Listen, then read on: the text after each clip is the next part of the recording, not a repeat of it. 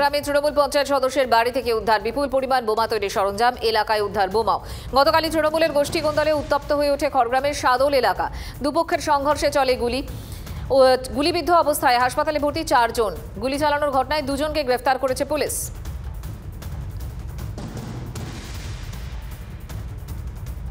এই ঘটনা নিয়ে শুরু হয়েছে রাজনৈতিক তরজাও। এটাই তৃণমূলের ভবিষ্যৎ। নিজেরা খুনাখুনি করে, অন্তদ্বন্দ্ব করে তারা একে অপরকে ধ্বংস করবে। এগুলো ছোটোখাটো নমুনা, এগুলো সারা বাংলা জুড়ে জিনিস হচ্ছে।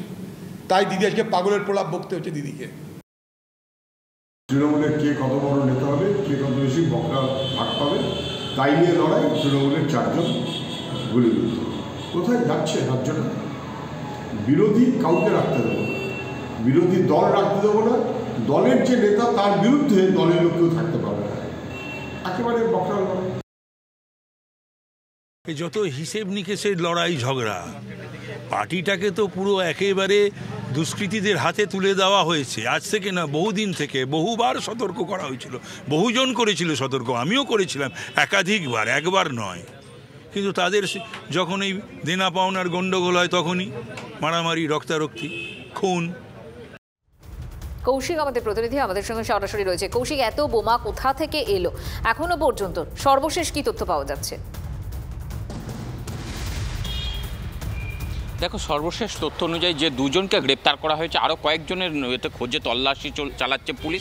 তার মধ্যে বলে রাখি যে পঞ্চায়েত সদস্যের বিরুদ্ধেও কিন্তু অভিযোগ রয়েছে, যার বাড়িতে আমরা সকালে দেখিয়েছিলাম যে বোমা তৈরির যেসব সরঞ্জাম, সেই সব বোমা তৈরির সরঞ্জাম রাখা ছিল এবং তার এক ঘনিষ্ঠের বাড়ি থেকে বোমা উদ্ধারের মতো ঘটনা ঘটেছে। এবং কালকে যেভাবে আগ্নেয়াস্ত্র উঠেছে, অর্থাৎ আগ্নেয়াস্ত্র যেন গোলামকুচির মতো যেখানে সেখানে পাওয়া যাচ্ছে, এই আগ্নেয়াস্ত্রগুলি কোথা থেকে আসছে সেটা কিন্তু পুলিশ এখনও পর্যন্ত তদন্ত করে বের করতে পারেনি। বা এছাড়াও অন্যান্য জায়গায় যেসব বোমা উদ্ধারের মতো ঘটনা ঘটে, সেই সব জায়গায় বোমাগুলি যারা রাখে তাদেরকে গ্রেপ্তার করতে পারেনি।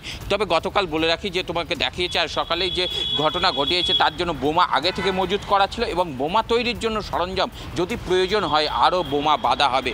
লোকসভা ভোটের আগে হিংসা ছড়াতে কিন্তু এরকম করা হয়েছে। এবং স্থানীয় আরেক তৃণমূল কর্মী তিনি জানাচ্ছেন যে রাজনৈতিকগতভাবেই হিংসা, গতকাল যে জায়গা সেটা মাত্র উপলক্ষ। তিনি এর আগেও এদের মধ্যে রাজনৈতিক বিবাদ ছিল এবং 2 জনই তৃণমূলের একে অপরের গোষ্ঠী এবং সেই এলাকা কার দখলে থাকবে, সেই এলাকা দখলের জন্য এই সব বোমা বারুদ মজুত করা হয়, আগ্নেয়াস্ত্র মজুত করা হয়। কিন্তু পুলিশের ভূমিকা নিয়ে নজর রাখো। আপাতত তোমাকে ধন্যবাদ। বিরোধীরা সরব, আপনাদেরকে ইতিমধ্যেই বক্তব্য শুনিয়েছি। শাসক দল কি বলছে? জঙ্গিপুরের তৃণমূল প্রার্থী খলিলুর রহমান, তার বক্তব্য শুনুন।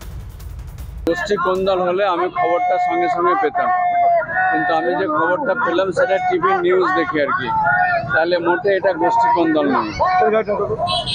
কাজে পুলিশ প্রশাসন আছে, তারা আপনার সেই ব্যবস্থা নেবেন। তবে আমি যতদূর আজকে সকালে জানতে পারলাম যে এটা কোনো পলিটিক্যাল ইস্যু নয়, এটা অন্য কোনো পারিবারিক বিবাদের ফলে এটা হয়েছে।